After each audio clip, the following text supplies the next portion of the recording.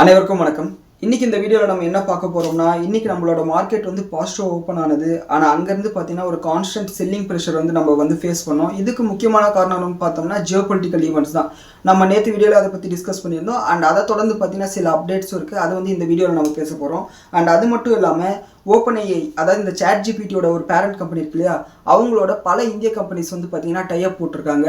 And அதை பற்றி வந்து பார்த்தீங்கன்னா இந்த வீடியோவில் டீட்டெயிலாக பேச போகிறோம். அண்ட் இந்த டேட்டா சென்டர் மூலிமா மறைமுகமாக லாபம் அடைய போகிற சில கம்பெனிஸ் இருக்குது, அவங்கள பற்றியும் அண்ட் நம்மளோட ஓவரால் மார்க்கெட் அனாலிசிஸ் பற்றியும் நம்ம இந்த வீடியோவில் பேச போகிறோம். அண்ட் வரும் நாட்களில் வந்து பார்த்தீங்கன்னா இந்த ரெண்டு ஜியோ பொலிட்டிக்கல் ஈவெண்ட்னால தங்கத்தோட விலை வந்து அதிகமாக போகுது. அதை பற்றியும் வந்து பார்த்தீங்கன்னா இந்த வீடியோவில் பேச போகிறோம். அண்ட் வழக்கம் போல இந்த எல்லா டாப்பிக்கான டைம் ஸ்டாப் வந்து பார்த்தீங்கன்னா கீழே டிஸ்கிரிப்ஷனில் இருக்குது. நீங்கள் அந்த டிஸ்கிரிப்ஷனில் போய் உங்களுக்கு இன்ட்ரெஸ்டடான டாபிக் வந்து செலக்ட் பண்ணி பார்த்துக்கலாம். உங்களோட நேரமும் மிச்சமாகும். அண்ட் இந்த வீடியோ பார்த்துட்டு இருக்கிற ஏதாவது ஒரு தருணத்தில் உங்களுக்கு இந்த வீடியோவில் இருக்கிற கண்டென்ட் வந்து யூஸ்ஃபுல்லாக இருக்குன்னு நீங்கள் நினச்சிங்கன்னா இந்த வீடியோக்கு ஒரு லைக் கொடுங்க. அண்ட் நீங்கள் நம்ம சேனலுக்கு முதல் முறையாக வந்திருக்கீங்கன்னா சேனலுக்கு சப்ஸ்கிரைப் பண்ணிக்கோங்க. இப்போ வீடியோக்குள்ளே போகலாம். அண்ட் முதல்ல வந்து பார்த்தீங்கன்னா நம்ம நேற்று வீடியோவில் பேசியிருந்தோம், அமெரிக்காவுக்கும் ஈரானுக்கும் நடுவில் ஒரு பக்கம் வந்து பேச்சுவார்த்தை போயிட்டுருக்கு, இன்னொரு பக்கம் வந்து பார்த்தீங்கன்னா அமெரிக்காவுக்கு ரஷ்யாவுக்கு உக்ரைனுக்கு வந்து பேச்சுவார்த்தை போயிட்டுருக்கு ஜெனிவாலன்ட்டு. இதில் வந்து பார்த்தீங்கன்னா அமெரிக்காவுக்கு ஈரானுக்கு நடுவில் நம்ம நேற்று வீடியோ பண்ணும்போதே வந்து பார்த்தீங்கன்னா ஈரான் ஃபாரின் மினிஸ்டர் வந்து பார்த்தீங்கன்னா ஸ்டேட்மெண்ட்டை ரிலீஸ் பண்ணிட்டார்.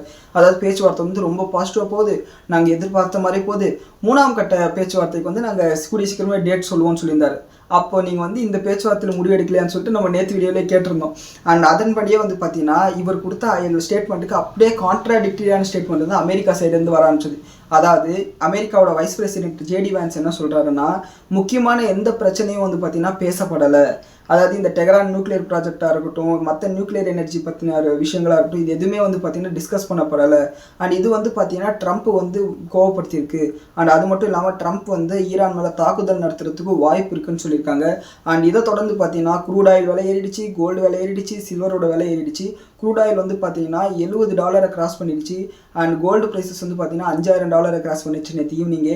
அண்ட் அது மட்டும் இல்லாமல் இன்னொரு பக்கம் இந்த அமெரிக்கா, ரஷ்யா, உக்ரைன் 3 பேர் உட்காந்து பேசுனாங்க இல்லையா, அதில் 2வது நாள் அந்த பேச்சுவார்த்தை 2 மணி நேரத்துக்குள்ளாரே முடிஞ்சிருச்சு. எல்லாரும் வந்து எழுந்து போயிட்டாங்க, இது வந்து சரிப்பட்டு வராதுன்னு சொல்லிட்டு. ஸோ அதுவும் வந்து பார்த்தீங்கன்னா நெகட்டிவாக முடிஞ்சிருக்கு.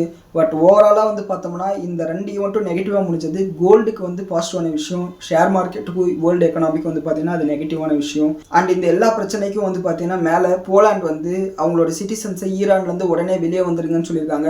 நம்ம போன வாரமே வந்து பார்த்தீங்கன்னா நியூஸ் வீடியோவில் பார்த்துருந்தோம், அமெரிக்கா வந்து அவங்களோட சிட்டிசன் வந்து ஈரான்லேருந்து வெளியேற வர சொல்லியிருந்தாங்க.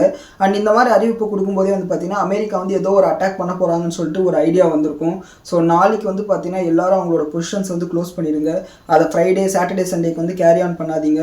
ஏன்னா மண்டே கேப் டவுனும் ஆகிறதுக்கு வாய்ப்பு இருக்குது. அண்ட் கோல்டு ப்ரைஸஸ் வந்து பார்த்தீங்கன்னா இங்கேருந்து ஸ்டேபிள் ஆகி வந்து ஏற ஆரம்பிக்கும்ன்றதுல எந்த விதமான டவுட்டும் வேணாம். அண்ட் அடுத்து வந்து பார்த்தீங்கன்னா நம்மளோட மார்க்கெட் அனாலிசிஸ்க்கு வருவோம். அண்ட் இன்னைக்கு காலையில் வந்து பார்த்தீங்கன்னா நம்மளோட மார்க்கெட் வந்து ஆக்சுவலாக கேப் அப்பில் ஓப்பன் ஆச்சு. 50 பாயிண்ட் வந்து நிஃப்டி வந்து பாசிட்டிவ் ஓப்பன் ஆச்சு. அண்ட் இந்த அளவுக்கு பாசிட்டிவ் ஓப்பன் ஆகிறதுக்கு காரணம் என்னென்னா, இன்டர்நேஷனல் மார்க்கெட்ஸில் வந்து பார்த்தீங்கன்னா ஆக்சென்ச்சராக இருக்கட்டும், கோக்னிசென்ட்டாக இருக்கட்டும், எல்லா ஐடி கம்பெனிஸும் வந்து பார்த்தீங்கன்னா பாசிட்டிவ் வந்து மூவ் ஆக ஆரம்பிச்சது. அண்ட் இது வந்து நம்மளோட ஐடி ஸ்டாக் ஏடிஆர்லேயே வந்து பார்த்தீங்கன்னா ரிஃப்ளெக்ட் ஆச்சு. ஸோ இன்றைக்கி வந்து பார்த்தீங்கன்னா மார்க்கெட் வந்து இனிஷியலாக பாசிட்டிவாக தான் ஓப்பன் ஆச்சு. அண்ட் அங்கேருந்து பார்த்தீங்கன்னா மார்க்கெட் வந்து கான்ஸ்டண்ட்டாக ஒரு செல் ஆஃப் வந்தது. கிட்டத்தட்ட 25,850க்கு மேலே போன மார்க்கெட் வந்து பார்த்தீங்கன்னா 25,400 வரைக்கும் வந்துடுச்சு. ஸோ இது வந்து பார்த்தீங்கன்னா கிட்டத்தட்ட 400 பாயிண்ட் ஃபால். இந்த அளவுக்கு ஒரு சிவியரான ஃபால் வந்து பார்த்தீங்கன்னா இனிஷியலாக நான் என்ன நினச்சேன்னா, இது வந்து சென்செக்ஸ் எக்ஸ்பைரிக்காக இன்ஸ்டியூஷன்ஸ் வந்து பார்த்தீங்கன்னா மேனிப்புலேட் பண்ணுறாங்கன்னு நினச்சேன். ஆனால் ஒரு ஸ்டேஜுக்கு மேலே வந்து பார்த்தீங்கன்னா அக்ராஸ் த நிஃப்டி கிட்டத்தட்ட 50 ஷேரில் வந்து பார்த்தீங்கன்னா 47 ஷேர்ஸ் வந்து நெகட்டிவாக ட்ரேட் ஆகிட்டு இருந்தது. ஸோ இது வந்து பார்த்தீங்கன்னா ஜென்ரலாக இருக்கக்கூடிய ஒரு பேனிக் தான்றது அப்புறம் தான் எனக்கு புரிஞ்சது. ஸோ இது வந்து பார்த்தீங்கன்னா எல்லா இண்டஸ்ட்ரீஸ்லையும் வந்து பார்த்தீங்கன்னா ஸ்ப்ரெட் ஆச்சு. உதாரணத்துக்கு பேங்க் நிஃப்டியாக இருக்கட்டும், நிஃப்டி நெக்ஸ்ட்டாக இருக்கட்டும், நிஃப்டி ஸ்மால் கேப்பா, மிட் கேப்பா, எல்லாமே வந்து பார்த்தீங்கன்னா நெகட்டிவாக இருந்தது. ஒரு ஸ்டேஜில் வந்து பார்த்தீங்கன்னா விக்ஸ் வந்து 6-7% அளவுக்கு இன்க்ரீஸ் ஆனது, ஃபியர் இண்டெக்ஸ் வந்து. அண்ட் அதனால் வந்து பார்த்தீங்கன்னா ஸ்ட்ராடலோட ப்ரீமியம் வந்து பார்த்தீங்கன்னா நிஃப்டி ஸ்ட்ராடலோட ப்ரீமியம் வந்து பார்த்தீங்கன்னா காலையில் ஒரு 9:45 வந்து 240 இருந்தது. அது அப்படியே இன்க்ரீஸ் ஆகி, அந்த ப்ரீமியம் அப்படியே இன்க்ரீஸ் ஆகி 280, 290 வரைக்கும் போச்சு. அந்த அளவுக்கு ஒரு ஃபியர் வந்து மார்க்கெட்டில் இருக்கிறது வந்து கிளியராக விசிபிள் ஆச்சு. அண்ட் இது வந்து பார்த்தீங்கன்னா இன்னும் கொஞ்சம் நாளைக்கு கண்டினியூ ஆகிறதுக்கு தான் வாய்ப்பு இருக்குது. இந்த யூரானி யூஸோட பிரச்சனை வந்து கொஞ்சமாச்சும் மெல்லோ டவுன் ஆகணும். அப்போ தான் நம்மளோட மார்க்கெட்டு கொஞ்சம் ஸ்டெபிளைஸ் ஆகிறதுக்கு வாய்ப்பு இருக்குது. அண்ட் ஆஸ் ஆஃப் நோ வந்து பார்த்தீங்கன்னா டவ் ஜோன்ஸ் வந்து இன்னும் வந்து யூஎஸ் மார்க்கெட் வந்து ஓப்பன் ஆகல. ஆனால் டவ் ஜோன்ஸோட ஃபியூச்சர்ஸ் வந்து பார்த்தீங்கன்னா நெகட்டிவாக தான் காமிக்குது. நம்ம மார்க்கெட்டில் இருக்கிற நெகட்டிவ் சென்டிமெண்ட் வந்து அங்கேயும் ரிஃப்ளெக்ட் ஆகுது. அண்ட் அது மட்டும் இல்லாமல் இன்றைக்கி அட்வான்ஸ் டிக்ளைன் ரேஷியோ வந்து பார்த்தோம்னா 4 ஷேரில் 3 ஷேர் நெகட்டிவாக இருக்குது. அதாவது ஓவராலாக வந்து பார்த்தீங்கன்னா 3000 கம்பெனியில் 2300 கம்பெனி நெகட்டிவாகவும் 800 கம்பெனி வந்து பாசிட்டிவாகவும் இருக்குது. ஸோ இது வந்து பார்த்தீங்கன்னா கிளியராக அக்ராஸ் த மார்க்கெட் ஒரு ப்ராடர் மார்க்கெட் ஃபியரை தான் காமிக்குது. ஸோ வரும் நாட்களில் வந்து பார்த்தீங்கன்னா இந்த ஃபால் வந்து கண்டினியூ ஆகிறதுக்கு வாய்ப்பு இருக்குது. அண்ட் எஃப்ஐடிஏ டேட்டா வந்து இப்போ ரிலீஸ் ஆகிடுச்சு. அந்த டேட்டாவில் வந்து பார்த்தீங்கன்னா எஃப்ஐஎஸ் வந்து 880 கோடி ரூபாய்க்கு செல் பண்ணியிருக்காங்க. அண்ட் டிஐஎஸ் வந்து பார்த்தீங்கன்னா 596 கோடி ரூபாய்க்கு செல் பண்ணியிருக்காங்க.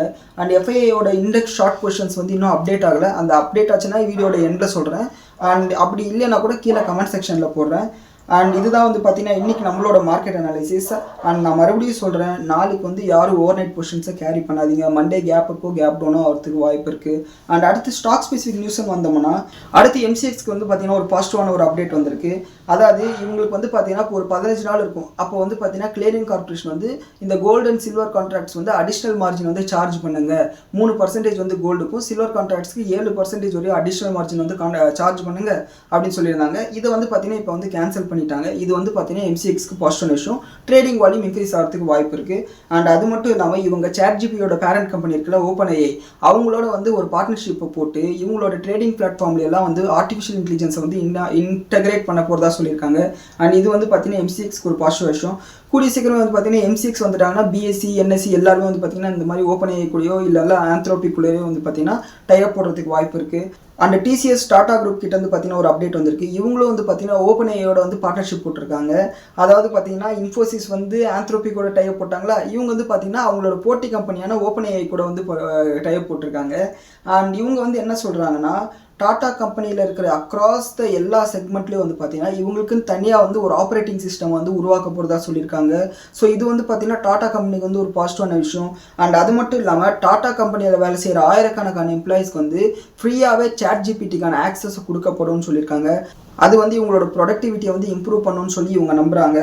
அண்ட் அது மட்டும் இல்லாமல் டிசிஎஸும் ஓப்பன்ஏயும் சேர்ந்து ஒரு மல்டியர் பார்ட்னர்ஷிப்குள்ளார நுழைகிறாங்க. அண்ட் அதன்படி வந்து பார்த்தீங்கன்னா இனிஷியலாக 100 மெகாவாட் கெப்பாசிட்டி இருக்கக்கூடிய ஒரு ஏஐ இன்ஃப்ராஸ்ட்ரக்சர் வந்து டெவலப் பண்ண போகிறதா சொல்லியிருக்காங்க. இதை வந்து பார்த்தீங்கன்னா கூடிய சீக்கிரமே வந்து 1 ஜிகாவாட் அளவுக்கு சைஸுக்கு வந்து இன்க்ரீஸ் பண்ண போகிறதா சொல்லியிருக்காங்க. இது எல்லாமே வந்து பார்த்தீங்கன்னா டிசிஎஸ்க்கு வந்து பாசிட்டிவான விஷயம். அண்ட் அடுத்து வந்து பார்த்தீங்கன்னா இவங்களை தொடர்ந்து ரிலையன்ஸில் இருக்கிற முகேஷ் அம்பானி வந்து என்ன சொல்லியிருக்காருன்னா அடுத்த 7 வருஷத்துக்குள்ளார இந்த ஆர்டிஃபிஷியல் இன்டெலிஜென்ஸில் வந்து பார்த்தீங்கன்னா நாங்கள் 10 லட்சம் கோடி ரூபாய் வந்து முதலீடு பண்ண போகிறோம்னு சொல்லியிருக்காங்க. அண்ட் இது வந்து பார்த்தீங்கன்னா ஒரு பாசிட்டிவான விஷயம். அண்ட் இந்த ரிலையன்ஸ் குரூப்பில் இருக்கிற ஜியோ ஹாட்ஸ்டாரும் வந்து பார்த்தீங்கன்னா ஓப்பன்ஏஐயோட ஒரு கொலாபரேஷனை போட்டு இந்த ஹாட்ஸ்டார் ஆப்பில் வந்து பார்த்தீங்கன்னா பல லாங்குவேஜ் கண்டென்ட் வருது இல்லைங்களா, அதை வந்து பார்த்தீங்கன்னா பிரித்து கொடுக்குற ஏதோ ஒரு சர்வீசஸை வந்து ப்ரொவைட் பண்ண போகிறதா சொல்லியிருக்காங்க.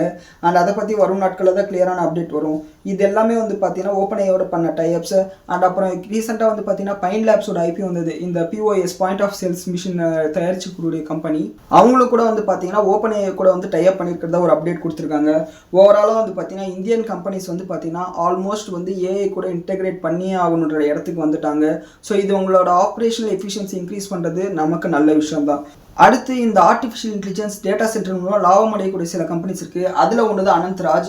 அதாவது சென்ட்ரல் மினிஸ்டர் வந்து என்ன சொல்லியிருக்காங்கன்னா அஸ்வினி வைஷ்ணவ் என்ன சொல்லியிருக்காருன்னா அடுத்த சில மாதங்களில் வந்து மிகப்பெரிய டேட்டா சென்டர்ஸை கட்டுறதுக்கான அறிவிப்புகள் வரும்னு சொல்லியிருக்காங்க. இது வந்து பார்த்தீங்கன்னா அனந்த்ராஜுக்கு வந்து பாசிட்டிவான விஷயம். இந்த டேட்டா சென்டர்ஸ் இயங்கும்போது பார்த்தீங்கன்னா அவங்களோட டெம்பரேச்சர் ரெகுலேட் பண்ணுறதுக்கு அந்த டேட்டா சென்டரில் வந்து டெம்பரேச்சர் ரெகுலேட் பண்ணுறதுக்கு கூலிங் யூனிட்ஸ் எல்லாம் வந்து தயாரிக்க வேண்டியது இருக்கும்.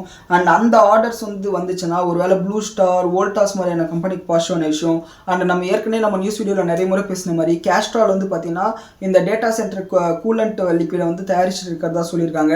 அண்ட் இதெல்லாம் வந்து பார்த்தீங்கன்னா இந்த கம்பெனிஸ்க்கெல்லாம் வந்து பாசிட்டிவான விஷயம். அண்ட் இந்த வீடியோவில் தகவல்கள் வந்து உங்களுக்கு பயனுள்ளதாக அமைஞ்சிருக்குன்னு சொல்லி நான் நம்புகிறேன். நன்றி, வணக்கம்.